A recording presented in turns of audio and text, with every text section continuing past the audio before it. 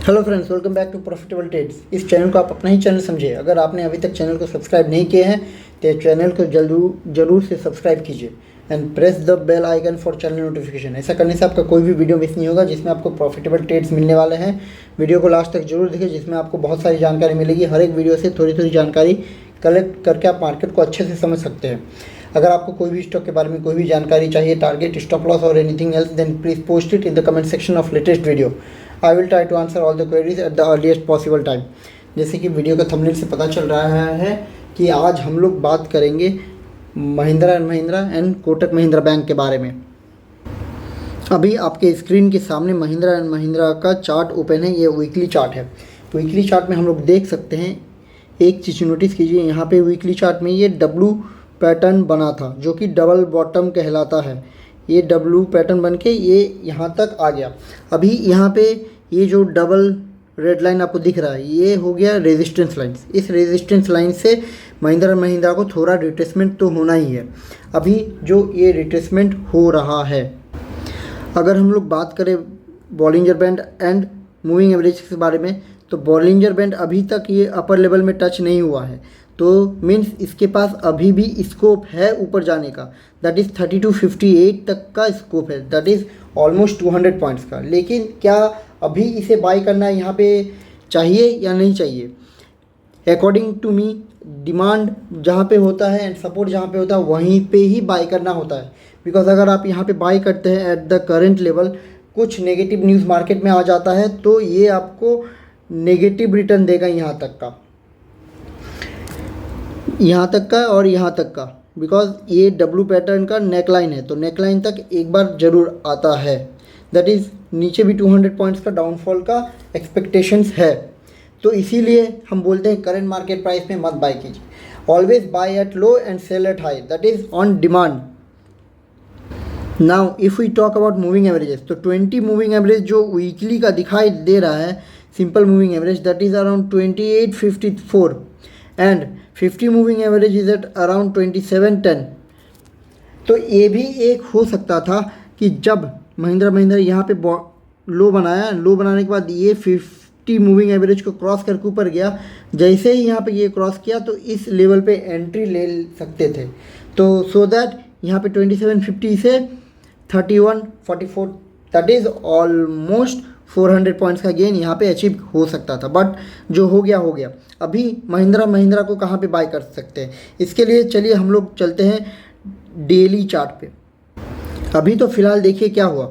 जैसे हम बताते हैं कि सीएमपी में जब मार्केट ऊपर जा रहा है तब बाय करना नहीं होता। इसको रिट्रेसमेंट के लिए वेट कीजिए। इसके लिए पेशेंस का ज़रूरत होता है।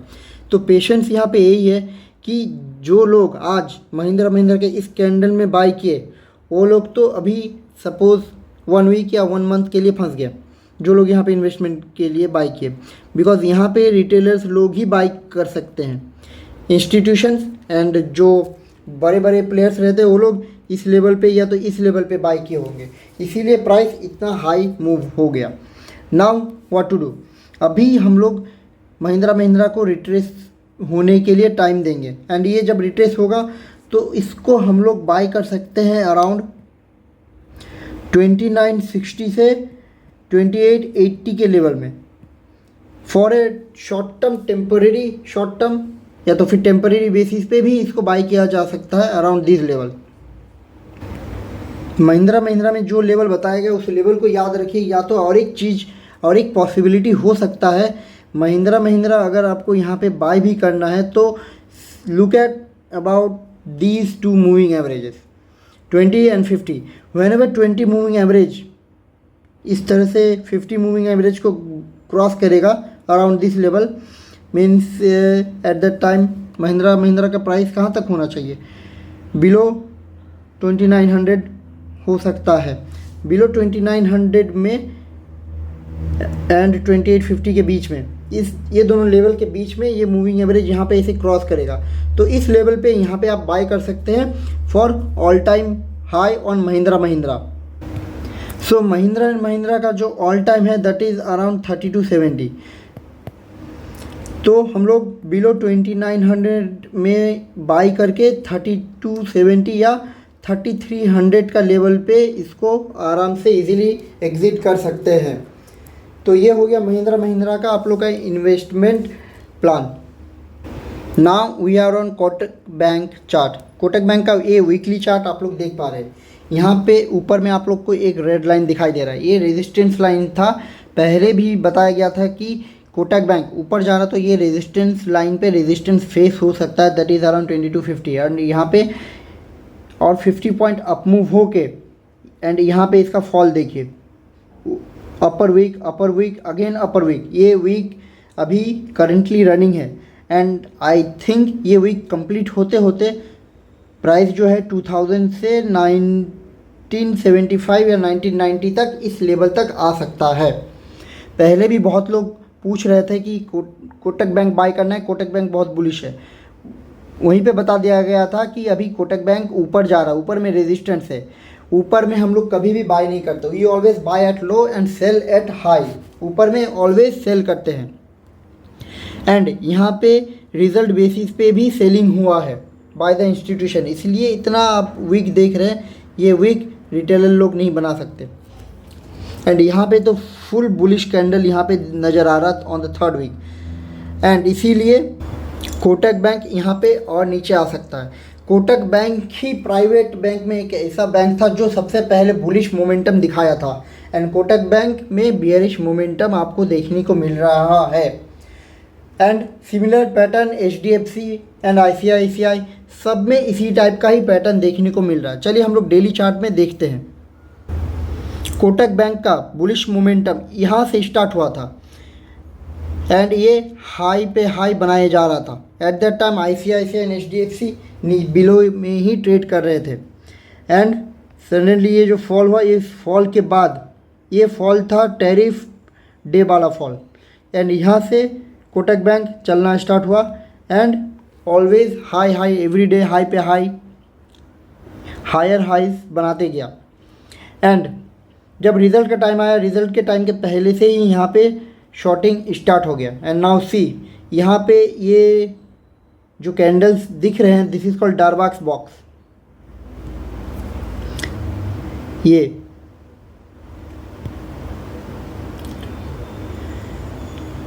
हो गया डार्बाक्स बॉक्स। ये डार्बाक्स बॉक्स के ऊपर जाएगा तो बुलिश या तो नीचे आएगा तो बियरिश। तो फिलहाल के लिए कोटक बैंक अभी बियरिश ही लग रहा है एंड यहाँ पे तो कोटक बैंक कंसोलिडेट कर रहा है और भी थोड़ा नीचे आने का चांस है। एज आई टोल्ड अर्लियर कि कोटक बैंक हम लोगों का 1975 से 2000 तक के लेवल तक आ सकता है। यहाँ पे कोटक बैंक बाय कर सकते हैं। यहाँ पे बाय करने के बाद जो लेवल रहेगा जहाँ पे एग्ज़िट कर सकते हैं वो कितना हो सकता है, दैट इज़ अराउंड ऑलमोस्ट 2200 का लेवल पे आप एग्ज़िट कर सकते हैं on Kotak Bank on the up side. फ़िलहाल तो कोटक बैंक अभी कंसोलिडेट कर रहा, अभी और नीचे आना है। अभी जैसे हम लोग देख रहे हैं, अगर मार्केट में थोड़ा बहुत भी वीकनेस आता है तो बाकी सारे प्राइवेट बैंक गिरेंगे, लेकिन कोटक बैंक ज़्यादा नहीं गिरेगा। ये ऑलमोस्ट यहीं तक आके कंसोलिडेट करेगा, ये तो रुक जाएगा एंड यहाँ से फिर एक हम लोग बाउंस बैक ऊपर की तरफ देख सकते हैं on Kotak Bank. On daily chart we can see 20 moving average of Kotak Bank is at around 2155। अभी तो कोटक बैंक उसी के बिलो में ही ट्रेड कर रहा है and 50 moving average is at around 2080। Now current market price of Kotak Bank is 2075।